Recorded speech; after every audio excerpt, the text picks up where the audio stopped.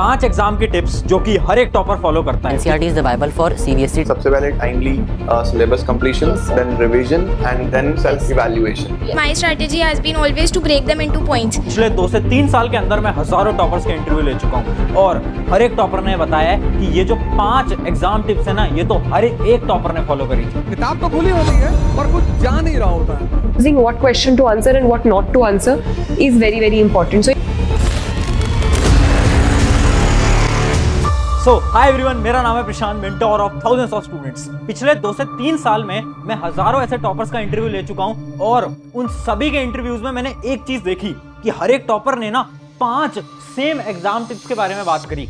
उन्होंने 5 ऐसी टिप्स बताई जो कि हर एक टॉपर के अंदर कॉमन थी। मतलब अगर आपने इन टिप्स को समझ लिया और इन्हें फॉलो करना स्टार्ट कर दिया ना, तो शायद आप भी उन टॉपर की कैटेगरी में बहुत आसानी से आ जाओगे। तो ये सारी टिप्स एक एक करके तुम्हें समझाऊंगा, वो भी एक स्टोरी की मदद से। ये स्टोरी है 2 स्टूडेंट्स की, बड़े ध्यान से समझना।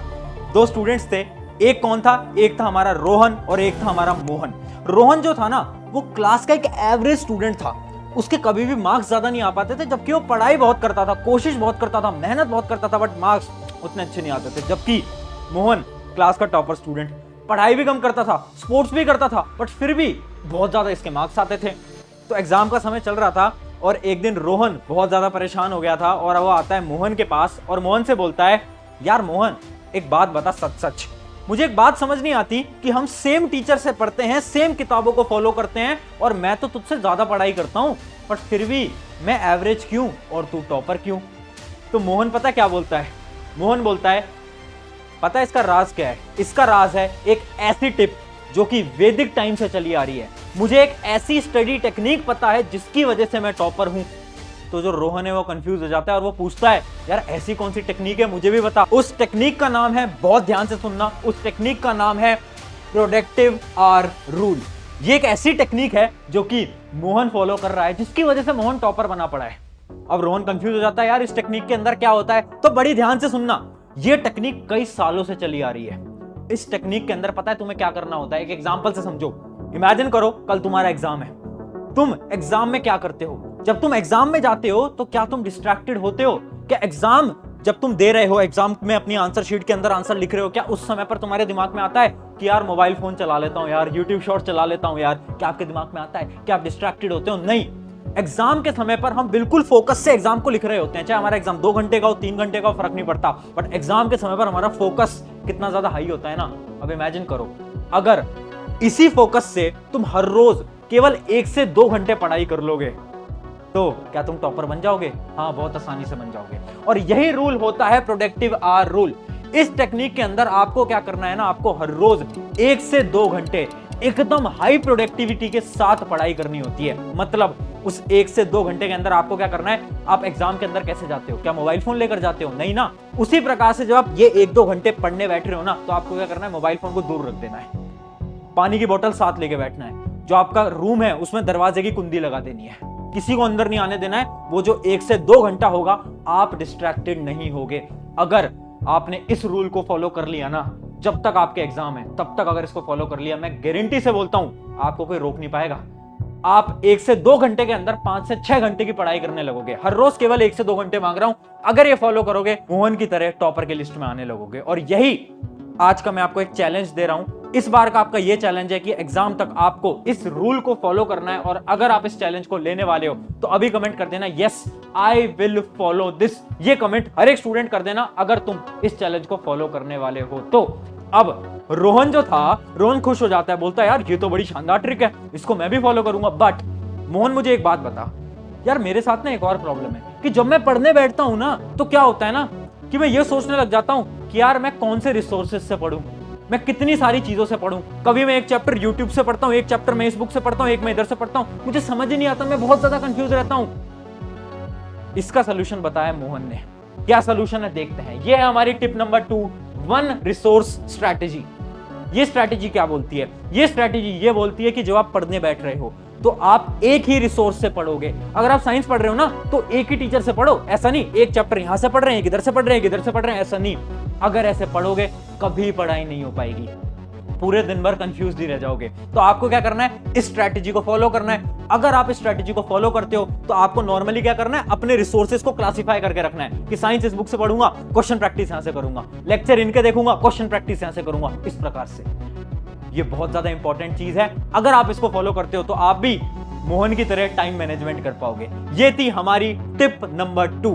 अब देखो, आगे बढ़ने से पहले एक इंपॉर्टेंट चीज मैं आपको बता देता हूं यार। हर एक स्टूडेंट की ना एक बहुत बड़ी समस्या है। समस्या क्या है ना कि इमेजिन करो आप एक कॉन्सेप्ट को पढ़ रहे हो, आपका एग्जाम का टाइम चल रहा है और रात हो रही है, दिन हो रहा है, या कोई भी टाइम हो रहा है और वो कॉन्सेप्ट आपको समझ नहीं आ पा रहा। तो उस समय पर क्या होता है, उस समय पर आप सोचने लगते हो यार अब तो मेरे पास कोई मेरे बड़े भैया बड़ी दीदी भी नहीं है जो कि मुझे कॉन्सेप्ट समझा दे। तो इसका सोल्यूशन मैं आपको आज रिकमेंड कर देता हूं। इसका सोल्यूशन है फिलो ऐप।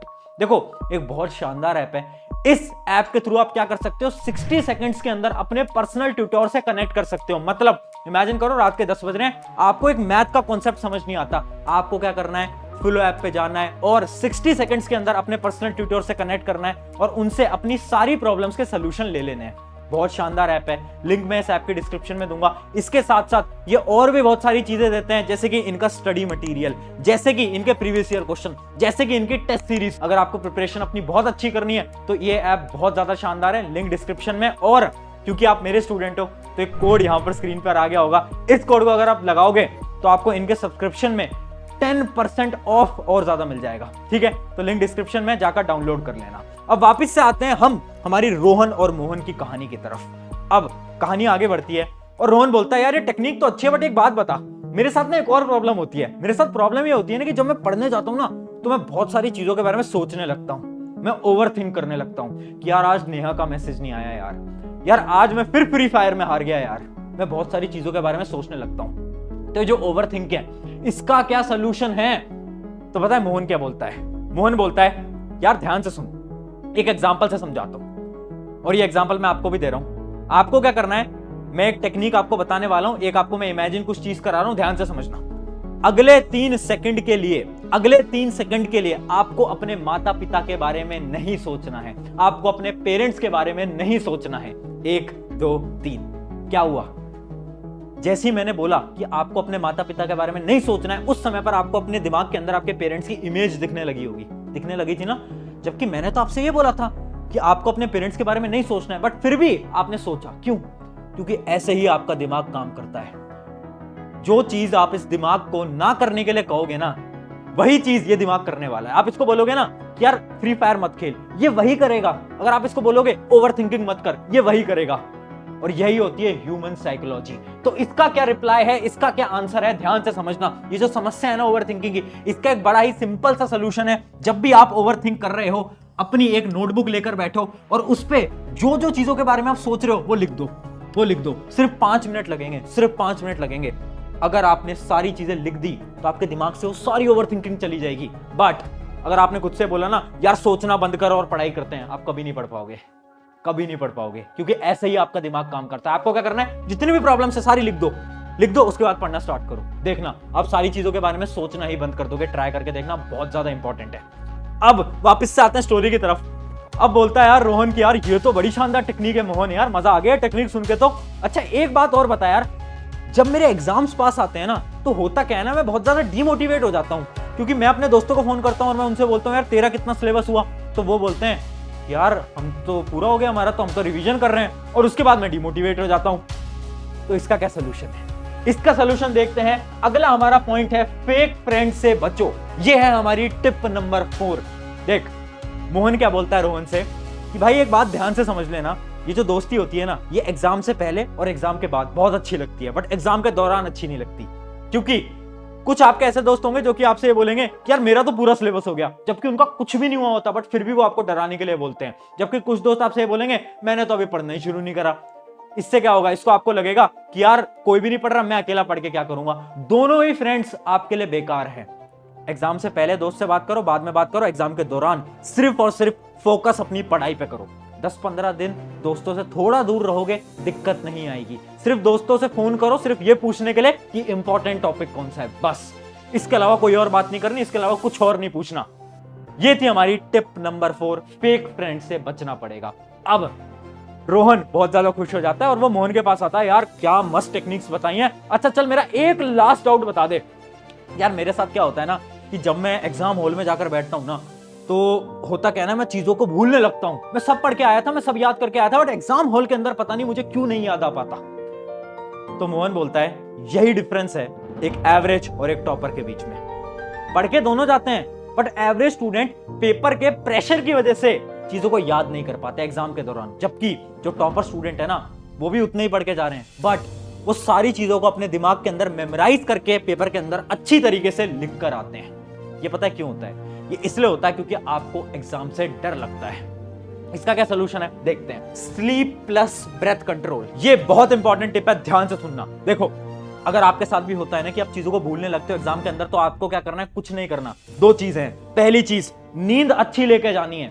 अगर आप नींद नहीं लोगे, चीजें याद नहीं हो पाएंगी, आपका दिमाग अच्छे से काम नहीं कर पाएगा, ठीक है। दूसरी चीज, अगर आपको एग्जाम पेपर के अंदर एंजाइटी हो रही है, आपको ऐसा लग रहा है यार याद तो आता था पर अब मैं भूल रहा हूं, समझ नहीं आ रहा क्या हो रहा है, तो आपको क्या करना है, 30 सेकंड की एक्सरसाइज बताता हूं। 30 सेकंड अपने ब्रेथ पे फोकस करो।